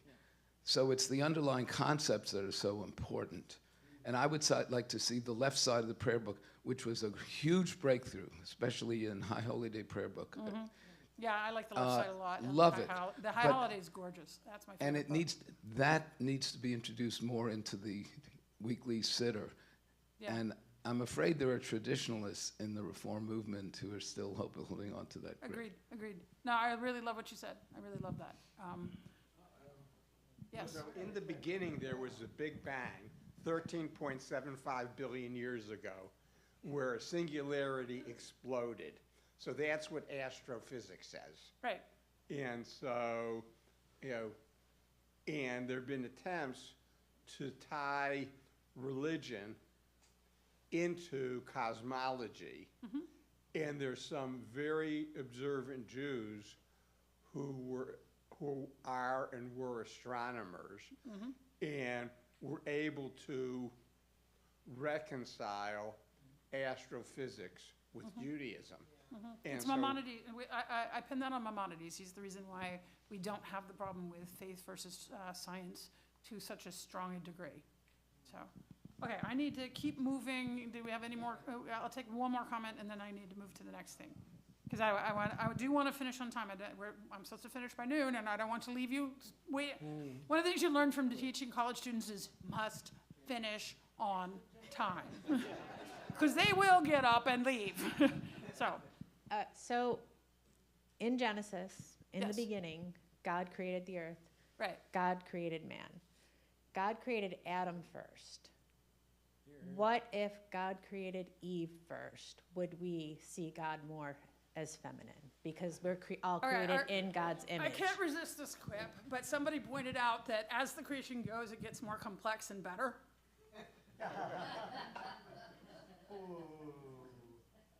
Just saying. There are two creation stories. I actually, there's two creation stories. One of them has Adam first. The other says created him, created them. You know, like it. And there's this basic. It comes out of the Greco world, but oddly is very egalitarian. It says actually created a single human that was both male and female, and then split it. And so. The 7-day narrative story is more egalitarian than the Adam and Eve one. That's a midrash, so yes, but that's not. The Torah, no. Torah doesn't specify. Okay. We also have Rachel Adler. She teaches at. Well, she's now retired, but she has been teaching at Hebrew College in Los Angeles. And she says, we can find an answer to the feminist dilemma in the nature of ritual process. The most effective innovations in the liturgical ritual transmute familiar and deeply embedded meanings, metaphors, and forms through processes that unify the communities to which they belong. It's a long-winded thing of saying what he was saying earlier. And so here you see a woman in a talit. That's how you move forward, is you find ways for existing things. The talit is very old. The talit goes back to, like when they found the Dead Sea Scrolls, they found a talit that looks like one you buy on Ben Yehuda Street. Kid you not. Wool, black stripes, looks the same. I am not kidding you. The short black stripe one in the Dead Sea Scrolls, in case you were wondering. And the text says it has the techelet, the blue line in it. Those don't have blue lines. That had already died out. So it's much more ancient than that. And so that means it's more than 2,000 years old. Kippot, by the way, we get from the Muslims, so that's much, much younger. Yeah, it's true. It's true.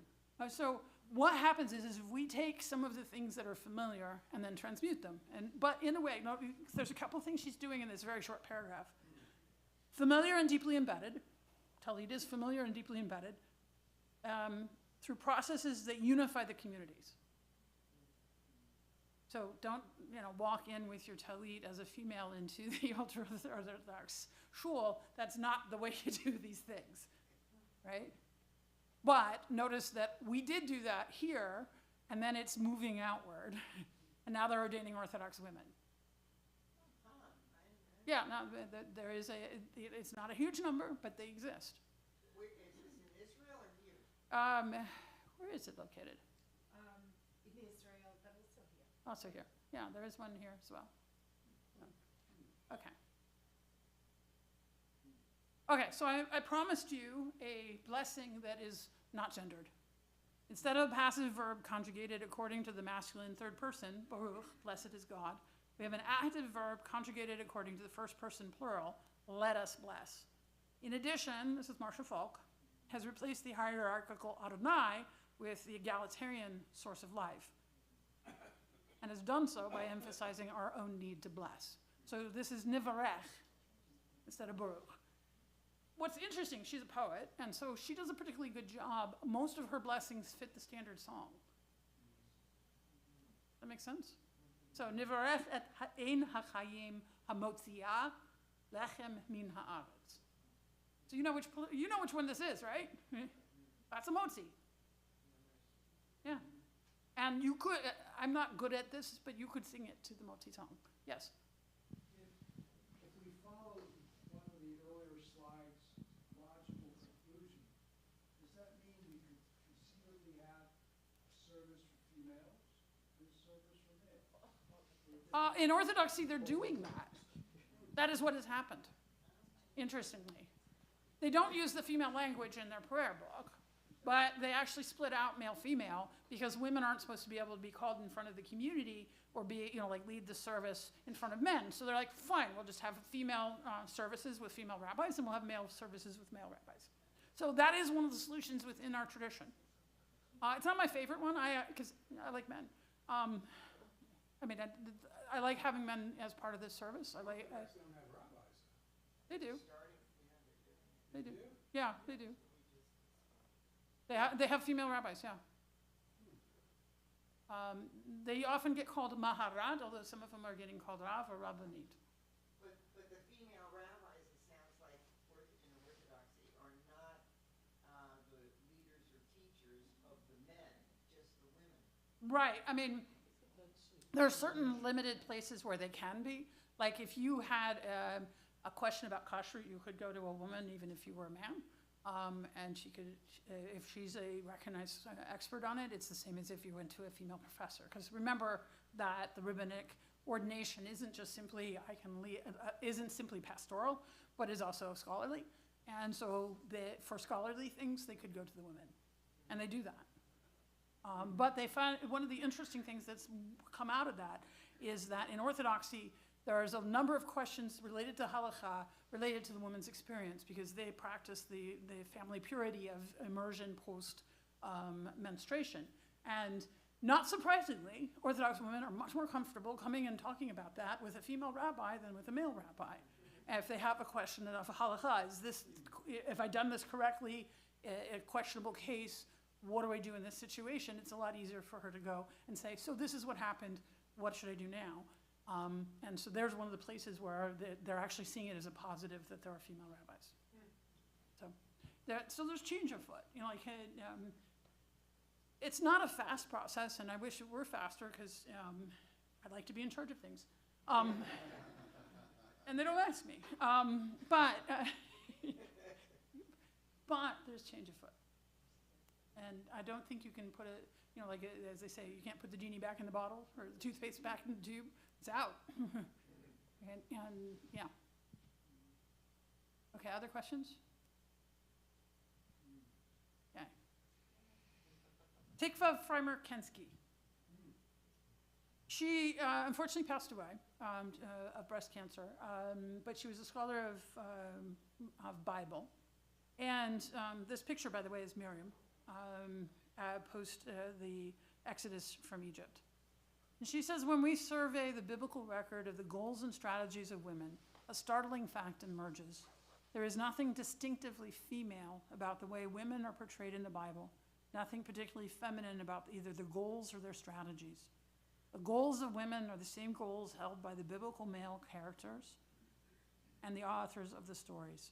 Conversely, those goals which might be considered female-specific, such as female solidarity and rage, are completely absent in the biblical period. So interestingly, the biblical narrative is more egalitarian than you realize. It's not as patriarchal as you think. And it's worth it to go back and look at it with non-patriarchal eyes, to think about it from the perspective of the men and women are equally important in this story. And here's one of the examples. and the women dancing with the, yeah, there's Miriam, right? She's a particularly important part of the story, and you know, go story by story, you'll suddenly realize, wait a minute, there are women there who we know the names of, who are actually driving the narrative, or sometimes, you know, taking things into their own hands. Look at Rivka. Or in the case of David and Bathsheba, you can make a really good case that Solomon gets his intelligence from Bathsheba. Because she keeps coming out on top, and David keeps doing not such great moves. Right?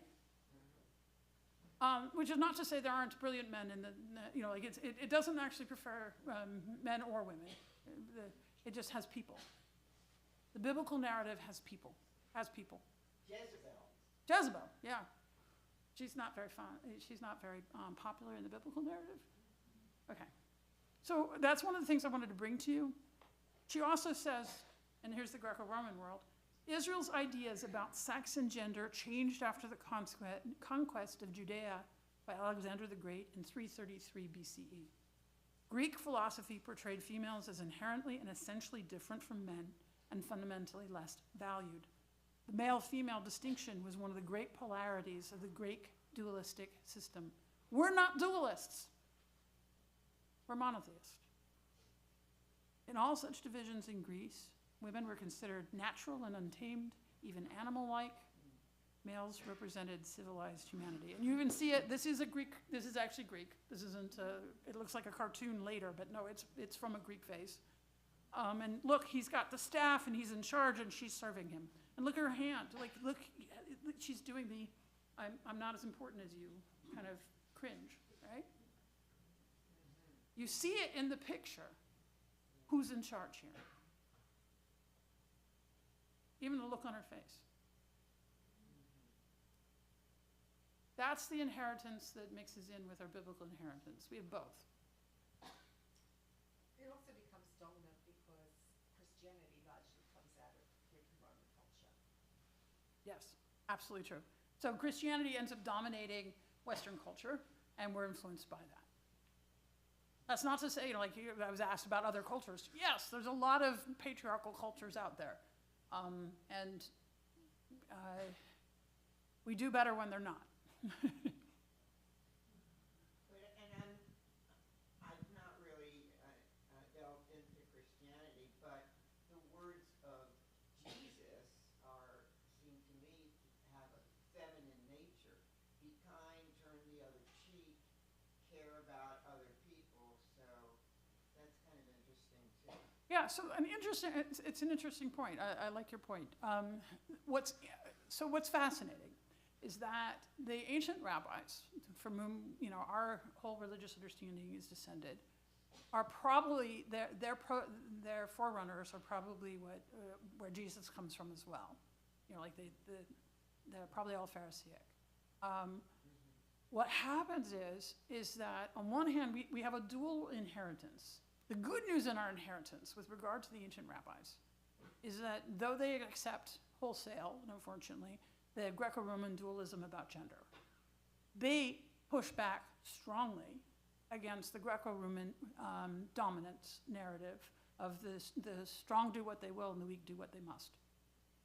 They're not interested. They absolutely don't play in that space. They say that actually what we're supposed to do is not be bloodthirsty. They reject Roman culture as being coarse and bloodthirsty and militaristic and not who they are. And so that's one of the reasons why we have so many prayers for peace. Does that make sense? Yeah. So there is a note of protest in there. They don't take, they're not Roman. And that's part of our, you know, our Hanukkah story is resisting some of that as well, although with military, but that's another story. The later rabbis decide that didn't work. Let's not do that. Okay. Tikva Fremerkensky also says, the rabbinic system represents a dramatic change from the Bible in the conceptualization of women and sex. In place of the Bible's portrayal, two typos, sorry about that, of women and men as fundamentally similar, the rabbis express a gender polarized view of humanity. In place of the Bible's silence about sexual attraction, the rabbis portray sexual attraction as mighty, at times dangerous, and irresistible force. So, this, by the way, I need to mention something about the picture. This is a picture of Pharisees. You cannot get a picture of ancient rabbis that isn't, this is the nicest picture I could get of them. They're all very stereotypical and always, because they're always in the context of vis-a-vis Jesus. So to find ancient rabbis that don't have Jesus in the picture and aren't looking like the worst tropes of Jewish stereotypes was actually much more challenging than you would think. It's enough to make a person want to start making pictures for iStock photo of ancient rabbis that don't have hook noses. I mean, I'm serious. I was astonished. They're not doing it on purpose in the sense of like that. What happens is our stereotypes we don't see them. It's the water we swim in, right? The air we breathe. So they don't see that. Why are all the Pharisees looking like the Nazis drew them? Maybe the Nazis did draw them. It could be. Always a possibility. But this was, the best I could do, and they're still looking pretty annoyed. Because this is in the context of the Jesus story. Okay, a last thought. So we're coming down to our last moments. You're on the nose here. Done it a few times. Not my first rodeo. Okay. What is interesting about the prayer Avinu Malkeinu is that the congregation is not identifying with the powerful one in the dynamic. Rather, the congregation is identifying with the powerless subjects and dependents of this God, Father, King. The worshipers are expected to feel God's calling, especially after fasting all day on Yom Kippur, as if they were at the mercy of this awesome power and begging for their very lives. In other words, the prayer is asking that all the members of the congregation, including the leadership, understand in a most visceral way what it means to be utterly powerless. And is that not the most radical inversion of power? So, You gotta think about that. yeah. Comments, questions?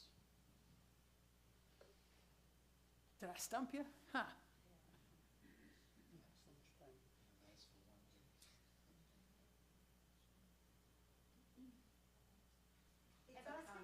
It's asking us to be powerless because of the God King Who decides our lives, yes. for our lives.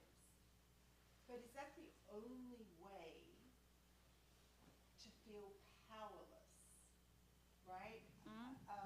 That in terms of confronting a God that is a king or a father that might be in control, are there not other ways for us to think about power, the power dynamic within Judaism, in terms of the natural world, right? Right. Right, which would not be gendered. Right. in We terms- probably could find a way to do it without gender. Right, I mean, you know, standing vulnerable in a lightning storm, Mm-hmm. right? That's a place to feel powerless, right? Because you all know, well, you don't want to be under a tree because you might get stuck, but you're out there exposed, right? Yeah, I think You just used the imagery of the Isaiah 66, which is biblical, which is not gendered, right, but which is exactly providing us with that the image. problem is, of course, is that people are attached to they are attached to the Avinu Malkeinu. It's like the Ikadal v'Ikadash Mhm, Shirabah, mhm, right? It's mhm. the poetry of it that you're attached to. If I was to do a high holiday without Avinu Malkeinu, right? And I don't say our Father, our King, I say Avinu Malkeinu purposefully to mush it up because I know you're not that Hebrew literate. Sorry, guys. Sorry, ladies, right? Then, you know, if I was to do our Mother, our Queen, and there is that reading in the book, I think I would get a really interesting reaction from you. Yeah. If I was to talk about, yeah, so, I mean, there are ways of making it not gendered at all, but high holidays wouldn't be our high holidays without a Vino Malkeinu for you. Right. If we ditched that song, you'd all come back to me and say, where's the Vino Malkeinu? Yeah, you wouldn't. You'd get through Rosh Hashanah, and everybody would come in and say, "Beautiful sermon, lovely. Really like the service. really was moved by the service. Where was the Avinu Malkeinu?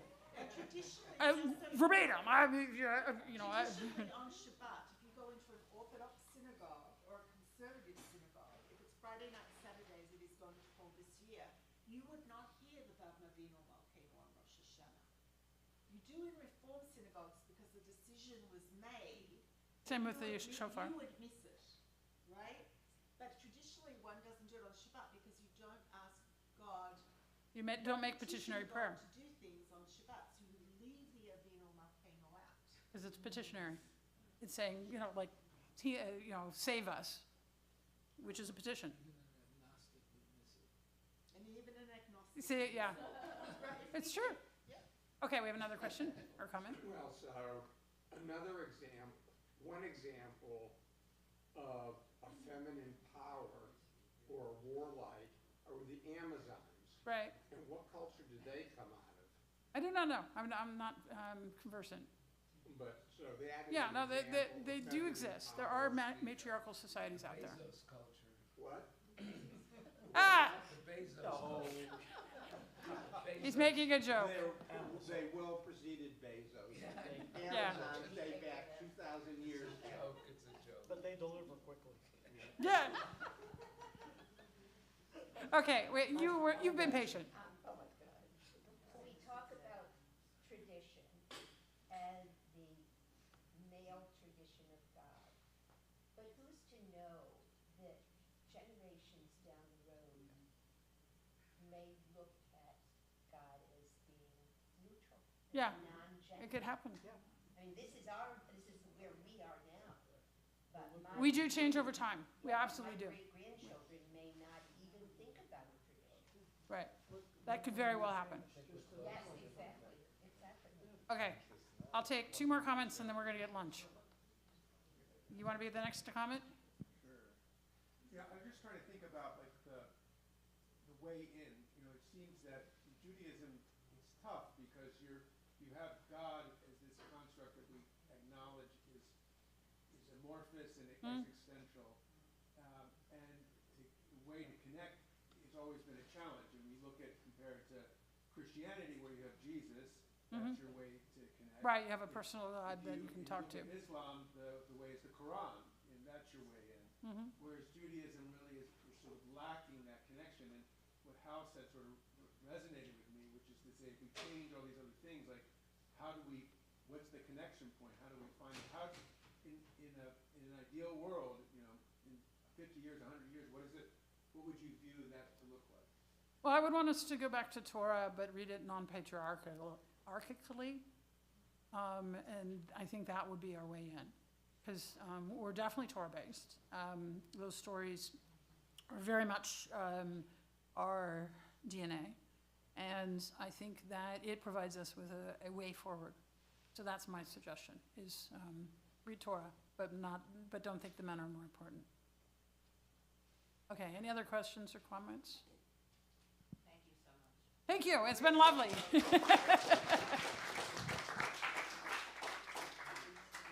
my friends, first of all, a big thank you. I'll be careful not to trip over this wire. It's a very important one. A big thank you to Rabbi Carrie Tooling for this. I hope you find her as fascinating as I do. When we talk, I always learn something new from her, which is great. We are going to go inside for lunch, but we have to start with Kiddush. It is Shabbat morning, so please join me. Veshamru v'nei Yisrael et ha-Shabbat לעשות את השבת לדורותם ברית עולם. ביני ובין בני ישראל אותי לעולם, אותי לעולם. ושמרו בני ישראל את השבת לעשות את השבת לדורותם ברית עולם. כי 6 ימים עשה אדוני את השמיים ואת הארץ ושמרו Bnei Israel et HaShabbat, לעשות את השבת לדורותם ברית עולם.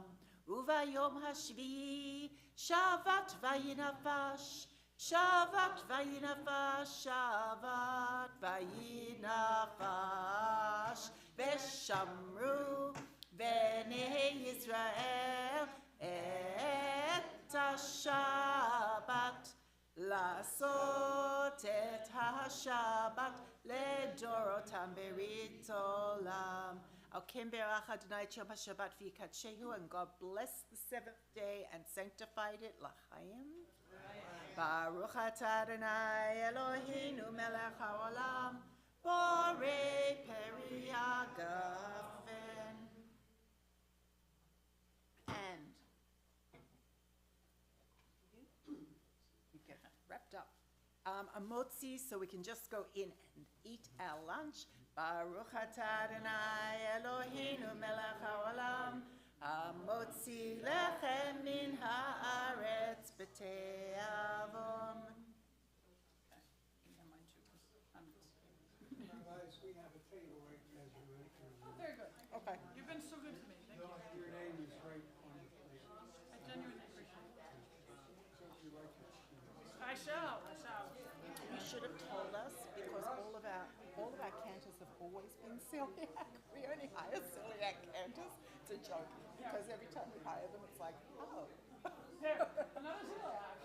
So So we- right, I don't, so the we congregation actually- had only had administrators named Chris. It's like, that's the way at the moment, but yes, we only hire celiac cantors. And so we actually have frozen gluten-free bread, because that's all we hire. That's hilarious. This is hilarious. I just, yeah. No, I So mean, if you had told us they've got like lots of little frozen, and Beth says to me it's as dry as, and I'm like, oh, you know, it's whatever. it's usually sour. That's the reason why I don't make a big deal about it. I'm like, it's okay, I'm good. I'll just say I'm weird. All right, let me see what I can do. Yeah.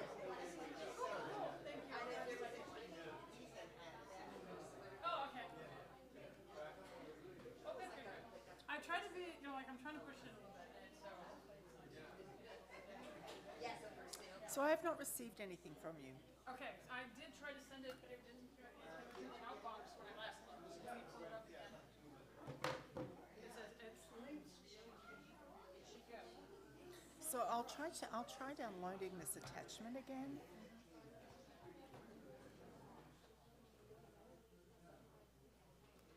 Something went wrong. And this happened on all my computers. So something went wrong. There was a problem downloading the file. Try again later.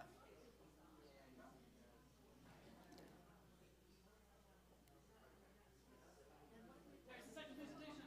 I know, but that's the old one. This one's still in outbox.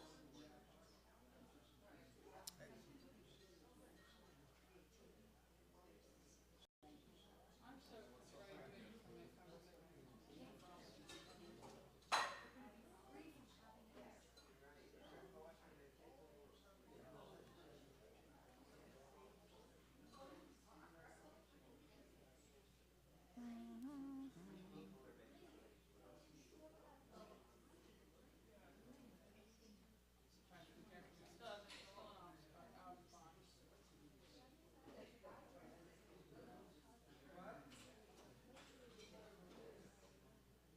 I think it's a file because I tried it in 3 different places. And then I'm going to get this moved up here so we're not tripping over this and pulling it out.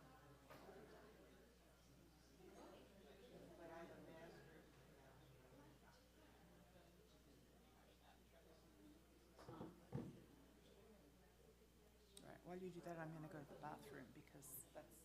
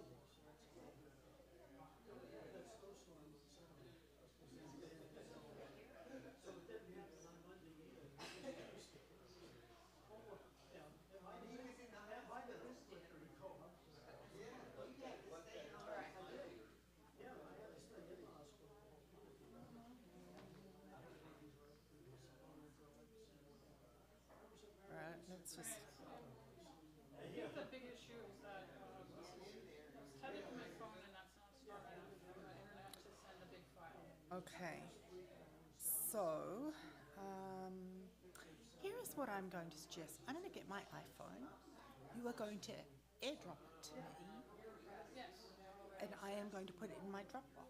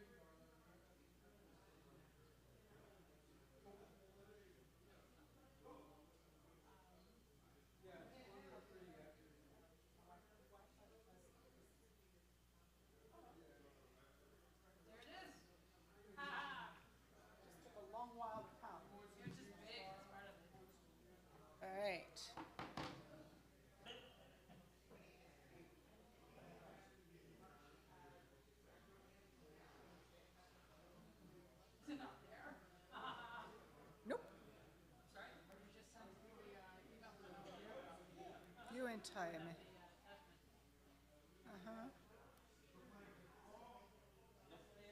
Your entire message. No, I've tried that.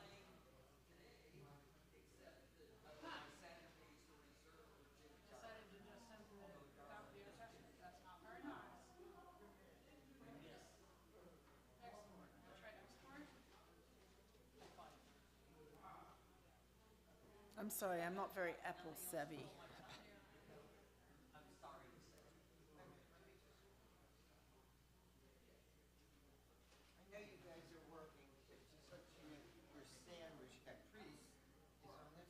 Yeah, we're trying to get the presentation from her computer to my computer, yeah. Did it work? Did it with the Mac? It didn't work with the Mac, that's why we use How did it feel? Dala, we get a few people, one of the reasons it comes apart is Yeah, when to you're not... maybe paste it down? No, you don't want to paste it down. We You need to wanna lift move this, that up. this needs to be Oh, lifted do you over. want There's a something to reason, drink? Wait a there's a minute. reason it can't be down here, because what Oh, happens it's is you that knock it out. Yeah, it's that one.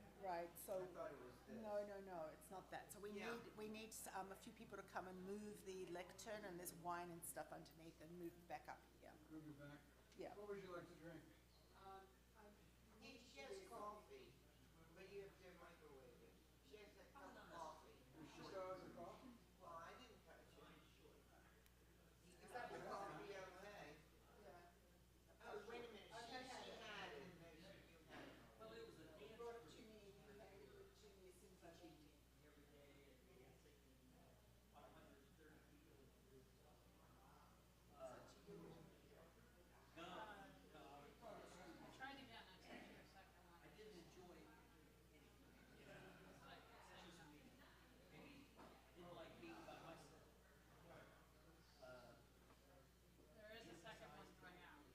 Okay. Except it, when it, in the outbox, it doesn't have the attachment. I'm gonna get rid of that. Do you have Dropbox or Google Drive? Can you put it in the Google Drive and then share it with me?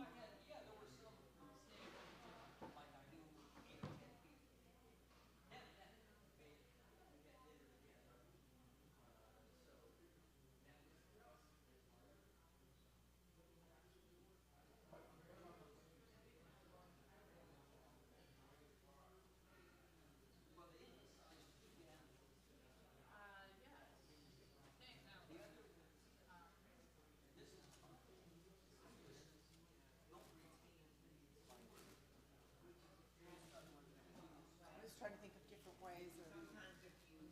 Yeah, there's a whole lot of wine under here that needs to be moved before you lift anything. So you might want to take all the wine and the drink away. Oh, jeez. I mean, watch me trip it. I can move this, but I don't want to unplug what you guys got going That's on. fine. It won't mess it up. I can help you lift it. Oh, Should be wow. too- He has you have another guy, don't you? It's too heavy, yeah. Catch your breath. Yeah, Okay. the problem is the way, because The the way way it's this is set, Mhm. it's just not working. Keep knocking it out. Okay, so you just want it on the stick Just over here? Okay. One, two, three. Yeah, well, that's it. So that's, Something unplug here. yeah, Looks like just HDMI or something. yeah, it's just the HDMI. Thank you. All right, did you need That way anything she won't knock it. I mean, I know why he wants it down, but we just don't have the technology doesn't work with that. This room was not set up that way. Yeah, thank you. Unfortunately, that's the room is not set up. Well, we, you know, last See if you can click that, I put it as a Google Doc and see if that works.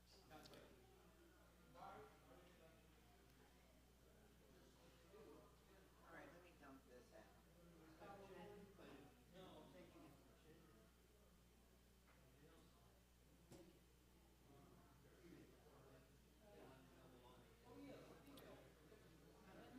So from Google, can you just share the Google Doc, and I'll open my Google, and then I'll put it in. I'll open it. I was trying to do that, and,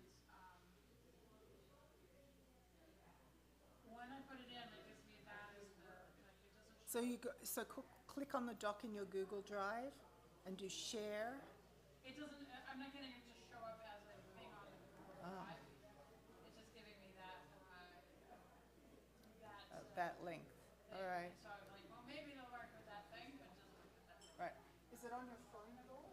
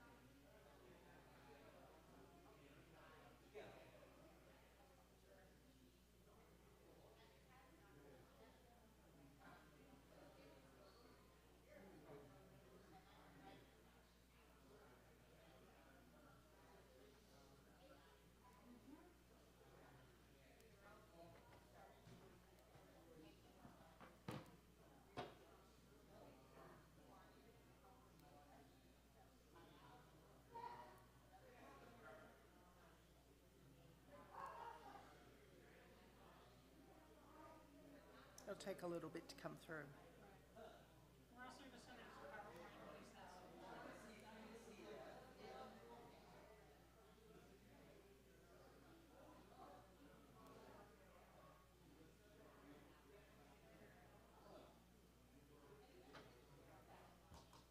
Says I must, for sending it as a PowerPoint, I have to connect to Wi-Fi to send the attachment. Okay, so let me give you the Wi-Fi setting for here.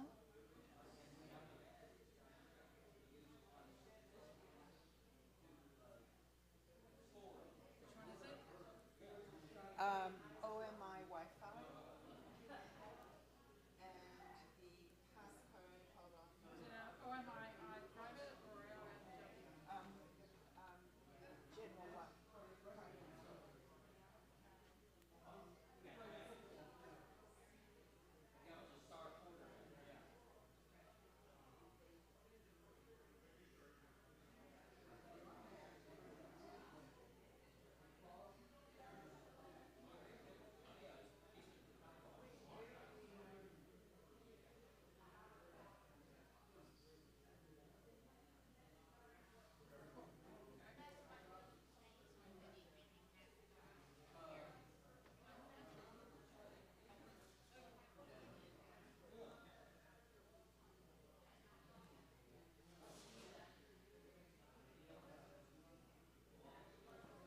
that time it seems to have been okay.